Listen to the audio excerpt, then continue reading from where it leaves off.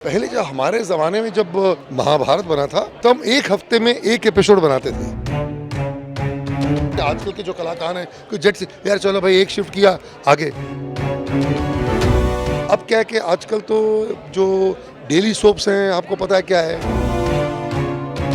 तो कहती थी दुष्ट दुर्योधन।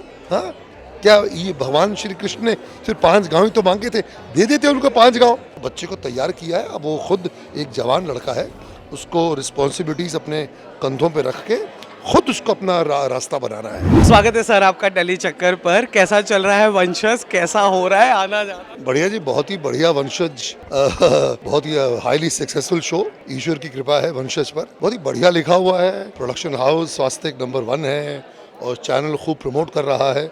एक तो क्या डिफरेंट है, जो आजकल जो चल रहे हैं धारावाहिक उनसे हटकर है और मॉडर्न डे महाभारत कहिए आप।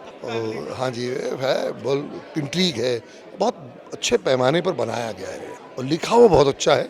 वही रीज़न है कि वो मतलब विद इन नो टाइम वो नंबर 3 की पायदान पर पहुंच गया है। हाँ जी, हाल ही में हमने सिद्धार्थ का इंटरव्यू किया and your son and he is also doing a good job, you know he is about, मुझे लगता है सेट भी बगल बगल में ही है आप दोनों का। कितने टिप्स देने पहुंचते हो या आप उनका काम लाइव देखने पहुंचते हो? ये क्या होता है कि जो मैं समझता हूँ कि जो माता पिता होते हैं, पेरेंट्स का काम होता है बच्चों को, मेरा ये मानना है कि we must give them roots and wings. बच्चों को जो जड़ें उनकी मजबूत वो हमने बनाई हैं और अब उनको विंग्स दी हैं, अब उड़े। अब उनकी जो परवाज़ है वो खुद लेनी है, तो बच्चे को तैयार किया है, अब वो खुद एक जवान लड़का है, उसको रिस्पॉन्सिबिलिटीज़ अपने कंधों पे रख के खुद उसको अपना रास्ता बनाना है। क्योंकि आपकी पहचान एक माइथोलॉजिकल शो से है और इतने सारे माइथोलॉजिकल शोज आजकल बन रहे हैं, चल रहे हैं। क्या कुछ बदलाव आप देख रहे हैं और क्या कुछ इम्प्रूवमेंट आप चाहते हैं बतौर अभिनेता उसमें? पहली बात तो ये कि बिकॉज माइथोलॉजिकल शोज आजकल तो सिर्फ एक ही आ रहा है, जो शिव शक्ति। अब बंद क्या है कि ये है कि पहले जब हमारे ज़माने में जब महाभारत बना था तो हम एक हफ्ते में एक एपिसोड बनाते थे। We used to take 6 days to make 1 episode and it used to once a week आता था। तो उसकी जो शूटिंग होती थी वो एकदम, राइटर्स 2 साल पहले काम करके उनके 100 स्क्रिप्ट्स रेडी थी, उसके बाद उन्होंने शुरू किया और वो कट टू कट, चलो भैया जहाँ पे आपने ख़त्म किया, जहाँ पे रुक गए वहीं से आगे बढ़ो।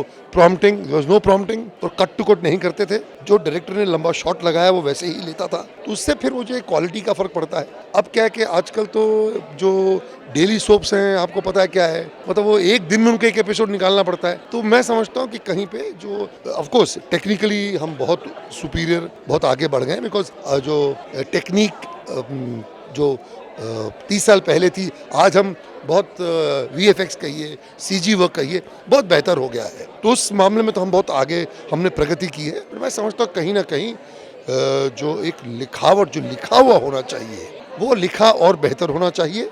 और फिर परफॉर्मेंसेस, जो कलाकार हों, भी जैसे अभी मुझे याद है, मुझे जब दुर्योधन का पात्र जब मैं साइन हुआ था तो दैट वाज 1986 और हमारी शुरुआत हुई 88 एंड, तो 2.5 साल की प्रिपरेशन थी। तो जितने पॉसिबल ग्रंथ थे या जो कुछ भी दुर्योधन को लेकर उसके मुतल्लिक जो कुछ भी था, मैंने सब कुछ पढ़ लिया था।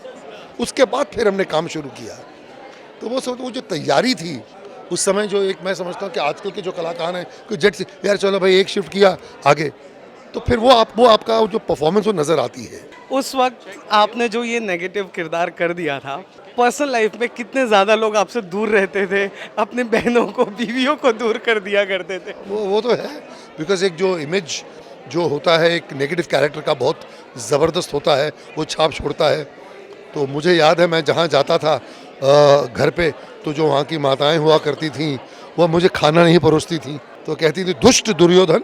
हाँ, क्या ये भगवान श्री कृष्ण ने सिर्फ 5 गांव ही तो मांगे थे, दे देते उनको 5 गांव। तो ऐसा कई मर्तबा हुआ है।